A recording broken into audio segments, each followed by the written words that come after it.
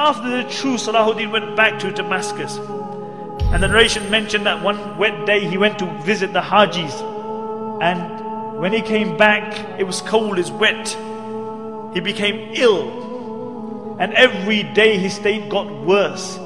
And Al-Imad mentioned, I was with Salahuddin when he was ill. He says, by Allah, every time Salahuddin became more ill, it was as though his trust in the rahmah of Allah just increased. He said, the weaker his body got, the stronger his trust in Allah became.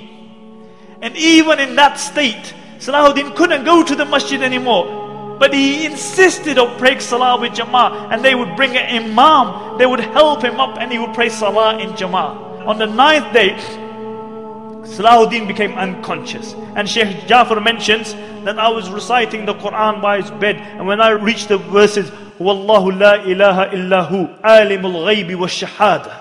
He is Allah and no Lord besides Him, the knower of the unseen. He says Salahuddin had been unconscious for a while, and I heard a faint voice saying, Sahih, you have spoken the truth. And he mentioned, for 3 days I recited the Quran by the bed of Salahuddin. And he said, on the final day when he passed away, I reached the verse, La ilaha illahu alayhi tawakkaltu. There is no God but Allah, and upon Him I trust. And I saw Salahuddin's face become radiant, and he recited the Shahada, and he left this dunya. And Ibn Shaddad mentioned that this was the greatest calamity to befall the Muslims since the demise of the Khulafai Rashidun.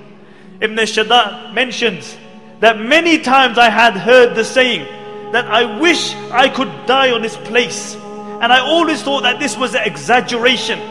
But he said, I realized the reality of that statement when Salahuddin passed away. He said, I wish I could have died on the place of Salahuddin.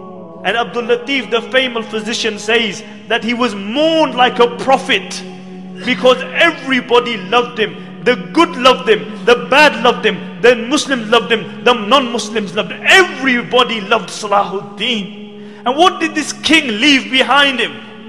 King of Egypt, king of Syria, Lebanon, Yemen. What did he leave behind him?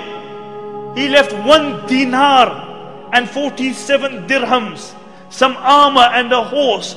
This is all he left behind him. They had to borrow money for his janazah. But I'll tell you what he left behind him. He left a legacy behind him. He left a legacy behind him. And this is why we are gathered here today. He passed away at the time of Fajr, and after Dhuhr they brought his body out.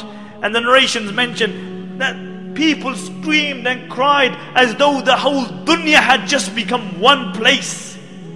And many people, when they saw his dead body, they couldn't believe it. They became unconscious. They didn't attend the janazah because they couldn't believe that Salahuddin had passed away, the liberator of the holy lands.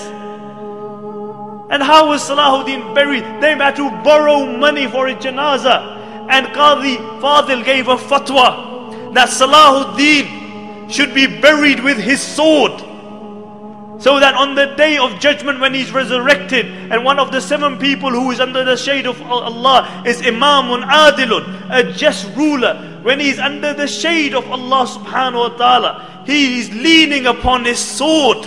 So everybody sees that this is the liberator of the holy lands. And on his tomb they wrote, because this was the man who liberated, this was the man who flung open the gates of fortresses and castles of the Christians, one after the other. And on his tomb they wrote, Oh Allah, as his final victory, open for him the gates of Jannah. Open for him the gates of Jannah. And my dear respected brothers and sisters listening at home, Salahuddin is one of the greatest heroes of Islam.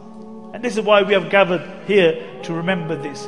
But the problem with many Muslims has become today, or with all Muslims, is that we live off our legacy. As a poet says, he said the Muslims come to the grave of Salahuddin, and they come again and again. And what do? They stand by the grave of Salahuddin and they say, Qum ya Salahuddin, Qum.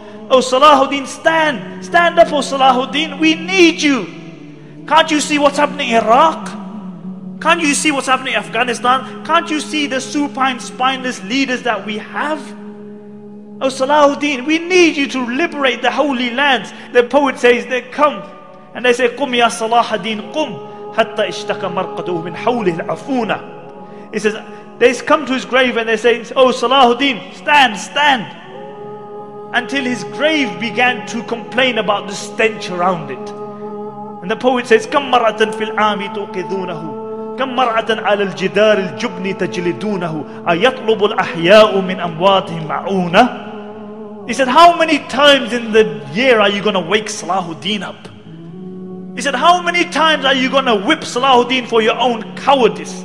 And then he says sarcastically, ayatlubu al-ahya'u min amwatihim ma'una. He said, has it come to the state that the living have started asking the dead for help? The living have started asking the dead for help. Nobody aspires to be a Salahuddin. Nobody tries to be a Umar ibn Khattab or Abu Dhar or Abu Bakr radiallahu anhum or a Khadija or a Fatima. Nobody aspires to be like them. We live off our legacy. You know, we remember these people, but none of us aspire to be like them. We can't be cowardice because we believe in a hereafter. You can't celebrate the life of Salahuddin and Umar ibn Khattab and then be cowardice yourself.